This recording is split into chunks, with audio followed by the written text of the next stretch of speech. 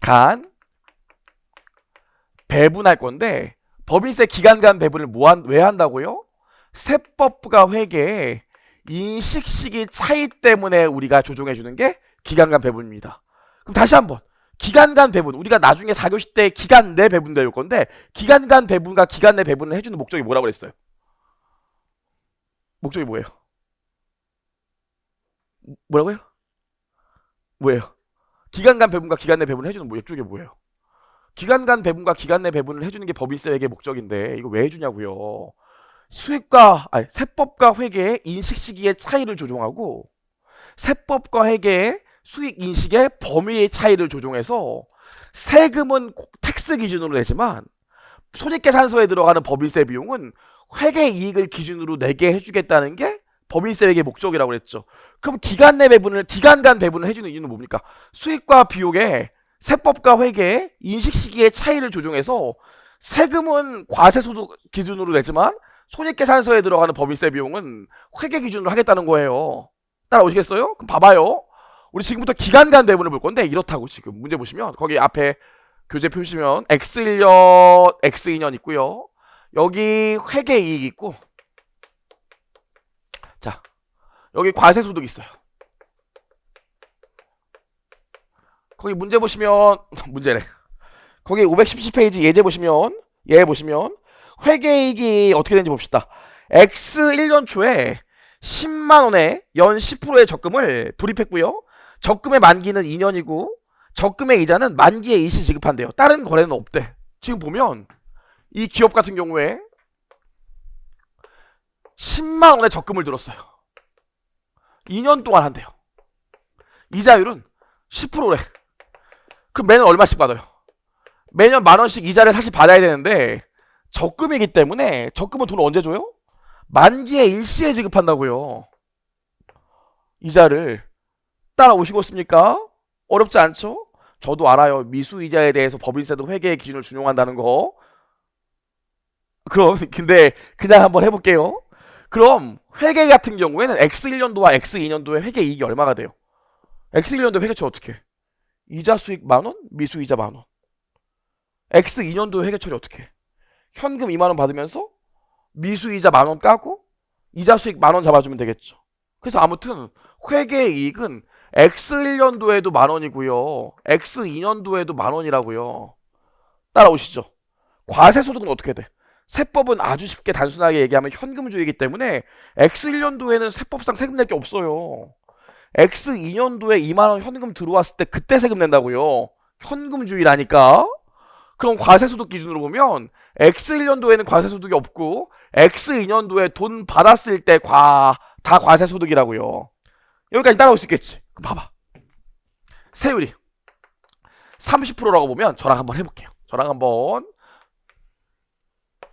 자, X1년, X2년 보면 회계이익이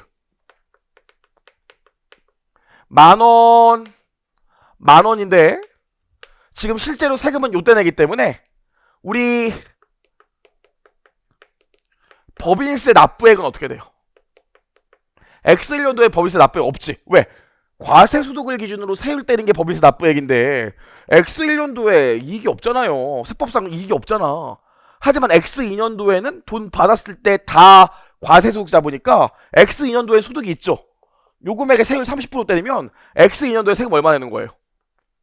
6,000원 세금 낸다고요.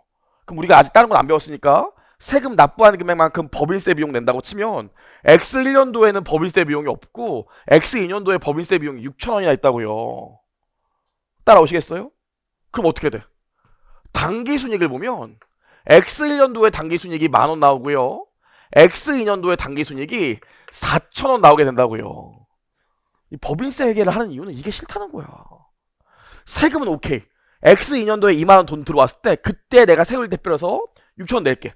하지만 법인세 비용을 과세소득 기준으로 잡아버리면 회계와 세법의 수익 인식 시기의 차이를 조정 못했기 때문에 정보 이용자가 볼 때 X1년은 장사 잘하고 X2년은 장사 못한 것 같다고요. 사실 회계적으로는 똑같은데 이해하시겠죠? 그럼 이걸 어떻게 극복할까? 이 수익과 비용, 세법과 회계의 인식 시기의 차이를 어떻게 극복할까 고민하다 나온 게 기간간 배분이라고. 기간간 배분. 자, 이걸 고민하다가 어떤 계정이 나올까요? X1년도에 세금은 안 냈지만 내가 세금 낼 의무가 생기는 거 아니야? X1년도에 가만히 생각해보니까 X1년도에 세금은 안 내지만 아무튼 요 돈을 요때 내야 되기 때문에 나는 X1년도에 세금 낼 의무가 생기는 거 아니야? 이런 컨셉을 누군가 갖게 됐다고요. 세금을 내야 될 의무가 생겼잖아. 이걸 회계 처리하지 뭐. 그래서 어떻게 회계 처리하냐면 이렇게 회계 처리했다고요. X1년 말에 이렇게 회계 처리하는 거야. 나는 세금 낼 의무가 생겼어. 왜? 만원에 30% 때린 요 만원에 30% 때린 3,000원만큼 세금 낼 의무가 올해 생겼다고요. 왜? 회계산 이익 1,000원 만원이 나왔으니까 요 만원에 대해서 언젠가 세금 내야 된다고. 그래서 회계처를 어떻게 했어요? 아유, 나는 법인세와 관련해서 세금 내야 될 의무가 생겼어.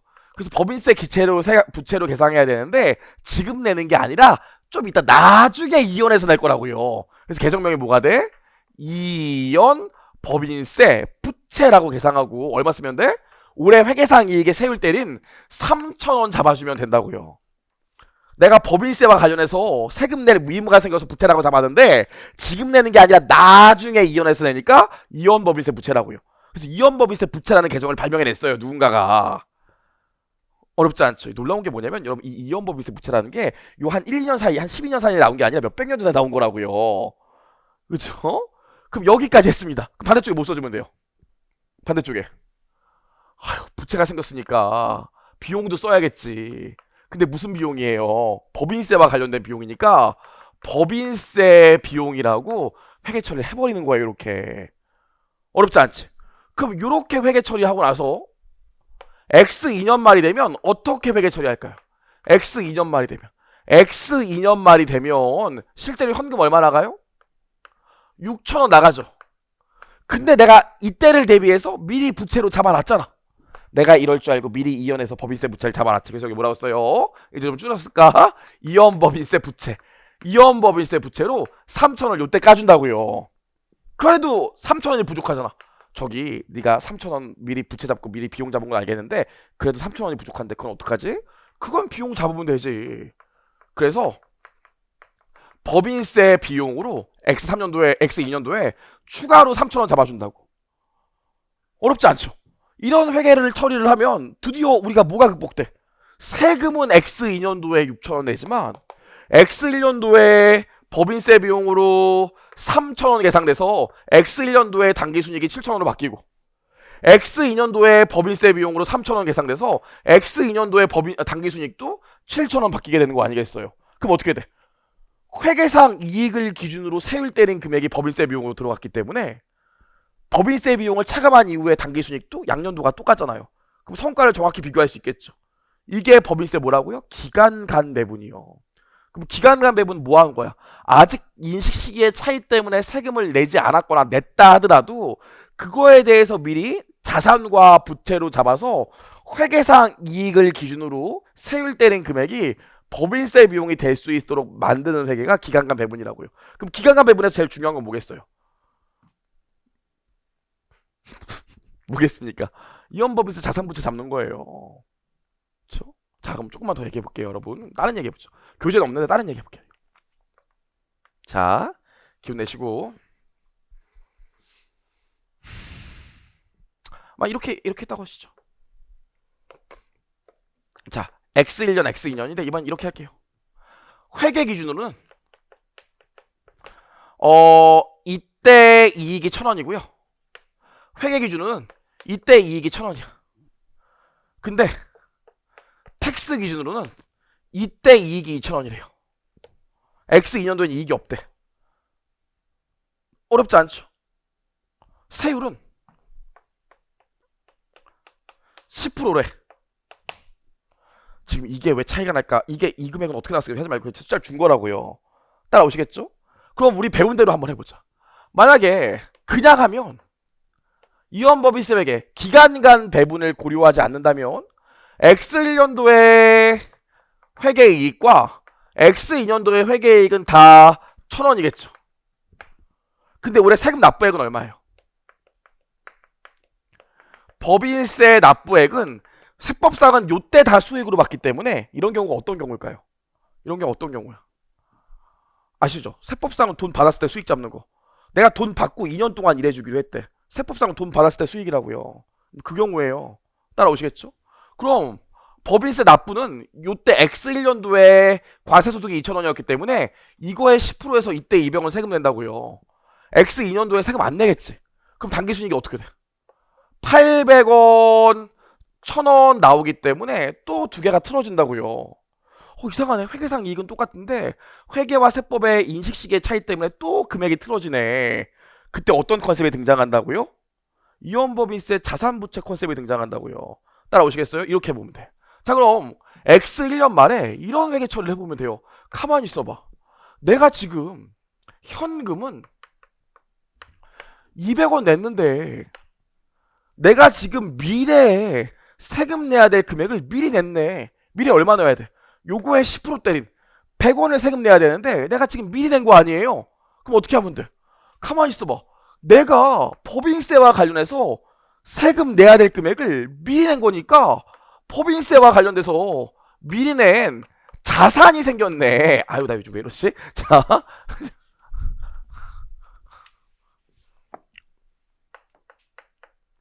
내가 법인세와 관련해서 세금을 미리 내야 될 돈을 미리 냈으니까 법인세와 관련해서 차산이 생겼네.